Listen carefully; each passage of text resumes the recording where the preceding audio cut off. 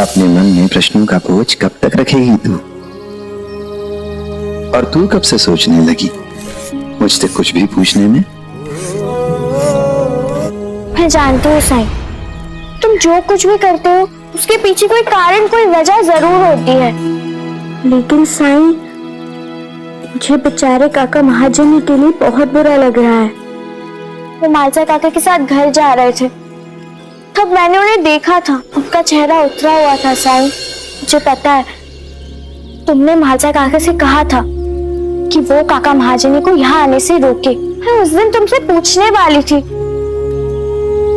सबके सामने नहीं पूछ पाई। मैंने कभी नहीं देखा कि तुम किसी के साथ किसी कठोरता से पेश आओ या किसी के साथ रूखा व्यवहार करो। तो फिर काका महाजनी के साथ क्यों साईं? वो अपने बेटे के लिए बड़ी उम्मीद लेकर आए हैं साईं। शमुना ताई बता रही थी कि तुम्हारे बारे में सुन के ही काका महाजनी तुम्हें बहुत मानने लगे हैं। ये आस्था तुमसे जुड़ गई है साईं, तभी तो वो बंबई से इतनी दूर यहाँ आए हैं, वो भी दफ्तर से छुट्टी लेके।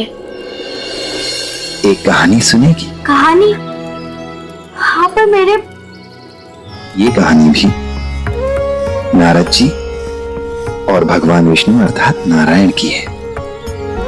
जैसा कि सभी जानते हैं कि नारद जी नारायण नारायण का जाप करते हुए तीनों लोकों में घूमते रहते हैं। ऐसे ही एक दिन घूमते घूमते वो वैकुंठ अर्थात विष्णुलोक पहुंचे और विष्णुलोक पहुंचकर नारद जी ने नारायण से प्रश्न किया कि प्रभु, तीनों लोकों में आपका सबसे बड़ा भक्त कौन है? नारद जी अपना नाम सुनना चाहते थे, पर भगवान विष्णु ने पृथ्वी की ओर इशारा करते हुए कहा कि मेरा सबसे बड़ा भक्त वो किसान है, वो जो खेत में काम कर रहा है। इस पर नारद जी को बहुत आश्चर्य हुआ और ये जानने के लिए कि वो किसान ऐसा क्या करता है जिसके कारण स्वयं नारायण उसे अपना सबसे बड़ा भक्त बता रहे हैं, वो जल्दी से पृथ्वीलोक पर उस किसान के पास पहुंच गए और उसकी दिनचर्या जानने का प्रयास करने लगे। नारद जी ने देखा कि किसान सुबह उठा, गाय को चारा डाला, स्नान आदि से निवृत्त होकर भगवान को याद किया और फिर चला गया खेत पर काम करने के लिए। दिन भर खेत में काम किया, शाम को घर लौटा, परिवार के साथ कुछ समय बिताया, खाना आदि खाया और उसके बाद सोने से पहले फिर से भगवान को याद किया। उसने भगवान को केवल 2 ही बार याद किया था, इसलिए नारद जी चकित हो गए कि इसने तो भगवान को केवल 2 ही बार याद किया है, तो फिर यह भगवान नारायण का सबसे बड़ा भक्त कैसे हो सकता है?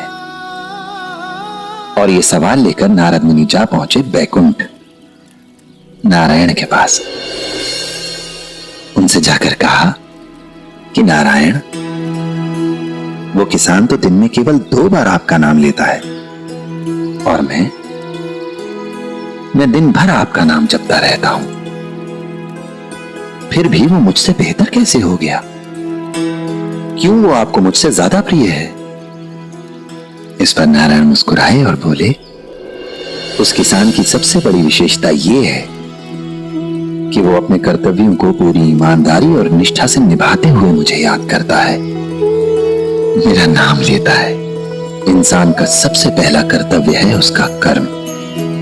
भक्ति का दिखावा करने से बेहतर है इंसान अपने कर्म को पूरी ईमानदारी, पूरी निष्ठा से करे, क्योंकि ऐसा करके वो भगवान की सेवा ही तो करता है।